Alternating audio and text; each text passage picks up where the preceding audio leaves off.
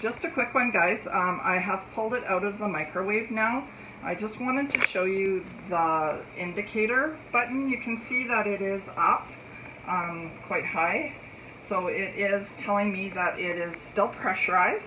Once that goes back down to the original position that I showed you on the first video, then it will be ready to open.